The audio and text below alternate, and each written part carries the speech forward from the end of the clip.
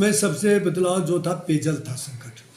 वो पेयजल का संकट दूर हो गया है, क्योंकि गर्मी में लोगों को पानी के लिए पहाड़ में स्रोत नहीं थे, सूख जाते, धारे नौले सूख जाते थे।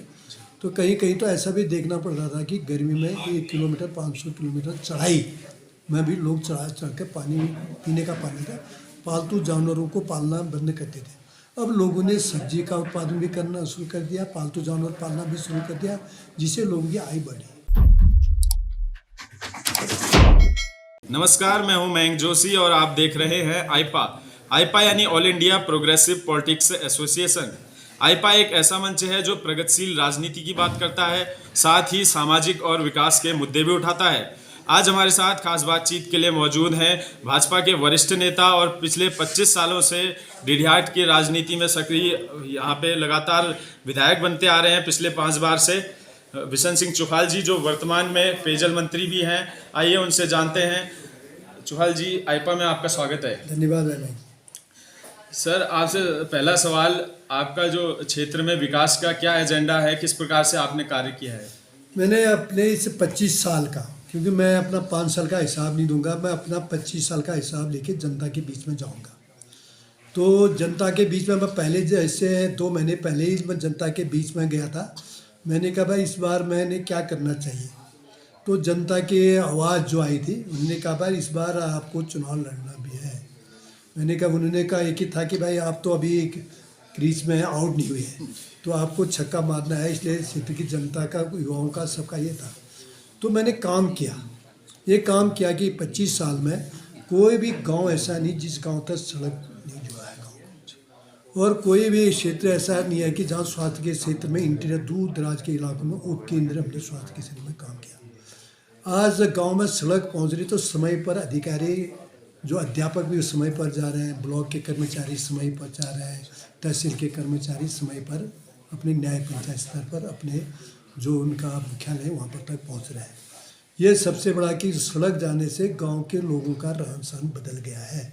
वो इसलिए बदल गया कि भाई पहले सड़कें नहीं थी, स्वरोजगार की अपार संभावनाएं हमारे पास पहाड़ में, वहाँ पर लोगों को उद्योग, कुटीर उद्योग लगाने की अपार संभावना है। तो उस दिशा में मैं लोगों को प्रेरित कर रहा हूँ, मैं आप इस दिशा में चलिए, इस दिशा में आप काम करिए। मैं आज यहाँ पर पहुँच रहा हूँ, तो मैं स्वरोजगार अपनाया था। मैंने आज से 30 साल पहले की बात बता रहा हूँ। मैं 30-35 साल पहले से मैं यदि नौकरी करता तो मैंने स्वरोजगार अपनाया। उस अपना उदाहरण देता हूँ। स्वरोजगार के माध्यम से मैं आज लोगों को रोज़गार दिला पा रहा हूँ, तो लोग उसी ओर से काम कर रहे हैं।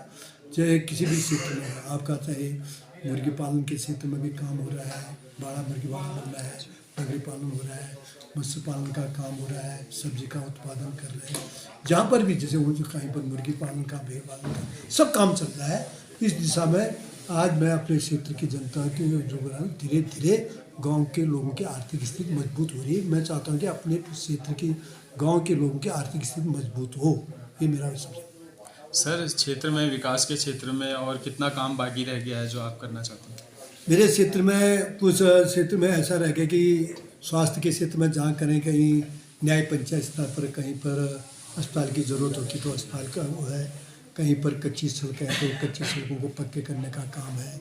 शिक्षा के क्षेत्र में जहाँ पर विद्यालय आजकल कैसे ज़रूरत, आवश्यकता कम है विद्यालय खोलने की, फिर भी जहाँ पर ज़रूरत है उस और लोगों को शिक्षा के क्षेत्र में काम करने की भी मेरी प्राथमिकता। 3 चीज़ों में सबसे प्राथमिकता है। सर, क्षेत्र की कोई ऐसी बड़ी समस्या जिसे दूर कर आप बड़ा बदलाव लाना चाहते हैं? इसमें सबसे बदलाव जो था पेयजल था संकट। वो पेयजल का संकट दूर हो गया है, क्योंकि गर्मी में लोगों को पानी के लिए पहाड़ में स्रोत नहीं थे, सूख जाते, धारे नौले सूख जाते थे। तो कहीं कहीं तो ऐसा भी देखना पड़ रहा था कि गर्मी में 1 किलोमीटर 500 किलोमीटर चढ़ाई में भी लोग चढ़ के पानी पीने का पानी था। पालतू जानवरों को पालना बंद करते थे। अब लोगों ने सब्जी का उत्पादन भी करना शुरू कर दिया, पालतू जानवर पालना भी शुरू कर दिया, जिससे लोगों की आय बढ़ी। सर, क्षेत्र की जनता सीधे आपके पास फरियाद लेके आती है या कोई अन्य माध्यम? आप जहाँ सामूहिक लोगों का काम होगा, वो तो बिल्कुल जनता अपने प्रतिनिधि मंडल के रूप आती है। जहाँ क्षेत्र की कोई समस्या रुक गई है, कोई काम रुक गया, तो टेलीफोन के माध्यम से ही समस्या का समाधान होता है। और उस समस्या का समाधान करने के लिए मैं अधिकारी को टेलीफोन के सामने करके सीधे अधिकारी वहाँ तक पहुँचता है और उस समस्या का समाधान अधिकारी करके ही आता, तब अधिकारी से पूछता हूँ होता तो वो कहेगा हमने आपके पास, तो उस जिनके पास टेलीफोन है उन लोगों से पूछता हूँ मैं, भाई आपकी समस्या, तो कहते हैं ठीक है हमारी समस्या होगी।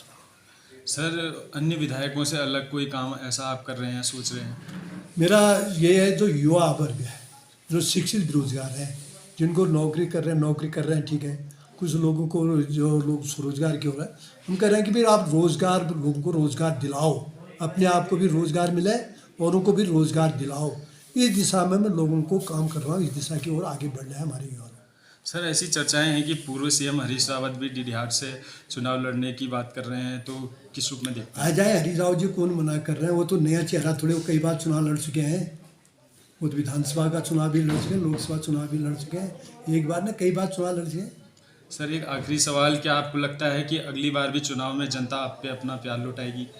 बिल्कुल, जनता का आशीर्वाद, मैंने जनता से जो गया, मैंने चुनाव अभी पहले ही 2 महीने पहले ही कहा कि मैंने जनता के बीच में जाके जनता से पूछा, निवेदन किया मैंने क्या करना चाहिए, तो जनता ने आशीर्वाद देने के लिए हाथ खड़े करके, तो अगली बार जो होगा चुनाव, वो चुनाव को जनता का निर्णय है, जनता किसके पक्ष में दे के निर्णय वो जनता पर छोड़ना।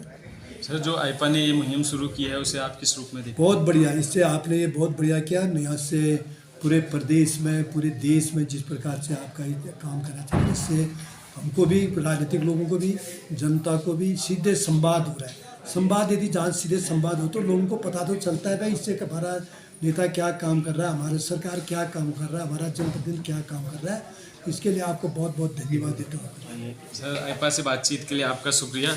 तो ये थे बिशन सिंह चुफाल जी, कैबिनेट मंत्री और वरिष्ठ भाजपा नेता, जो पिछले 25 सालों से लगातार विधायक हैं और लगातार क्षेत्र में काम कर रहे हैं। इनका कहना था कि जो बिजली, स्वास्थ्य, तमाम क्षेत्रों में कार्य किया है, इसके साथ ही रोजगार भी यहाँ पे युवाओं को दिया जा रहा है और लगातार अगले विधानसभा चुनाव में भी ये पूरे जो जनता के मुद्दे हैं उनको उठाएंगे। आईपा की हमारी इस मुहिम से जुड़ने के लिए हमारे चैनल को लाइक करें, सब्सक्राइब करें, शेयर करें और बेल आइकन भी जरूर दबाएं।